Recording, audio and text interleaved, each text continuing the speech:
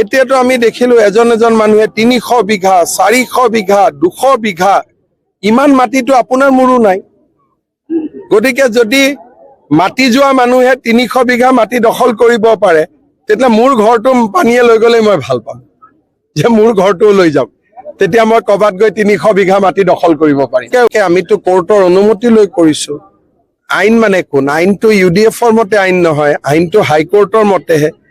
প্ৰত্যেকটো এভিকশ্যনৰ এগেইনষ্টত হাইকোৰ্টত কেছ হৈছে, হাইকোৰ্টত আমি জিকিছো, তাৰ পিছতহে এভিকশ্যন হৈছে। তাৰমানে আমিতো আইনৰ মাজতে এভিকশ্যন কৰিছো।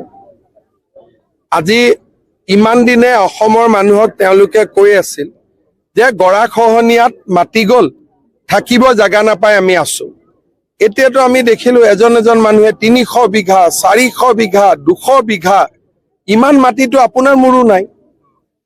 গতিকে যদি মাটি যোৱা মানুহে 300 বিঘা মাটি দখল কৰিব পাৰে, তেতিয়া মোৰ ঘৰটো পানীয়ে লৈ গ'লে মই ভাল পাম, যে মোৰ ঘৰটো লৈ যাওক।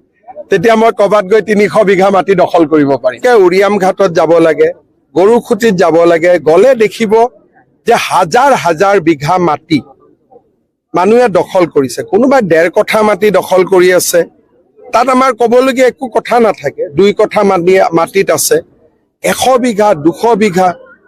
মই 7 তাৰিখে সাংবাদিকসকলক দেখুৱাম, লখিমপুৰৰ ভিজিয়াৰ এটাত তেওঁলোকে দখল কৰিছে, মানুহ থকা নাই, খালি পুখুৰী বনাইছে।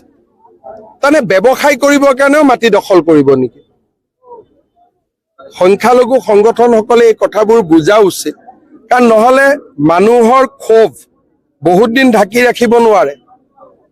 আজিতো মই এইবিলাক কৰি আছো কাৰণে মানুহৰ খংটো কমি আছে, কিন্তু মানুহৰ মনততো খং আছে যে এনেকে 200 বিঘা 300 বিঘা নতুন নতুন হিন্দু জনবসতিৰে পূৰ্ণ একোটা সমষ্টিত সোমাই যায়, ভোটৰ পেটাৰ্ণটোকে বদলাই দিয়ে।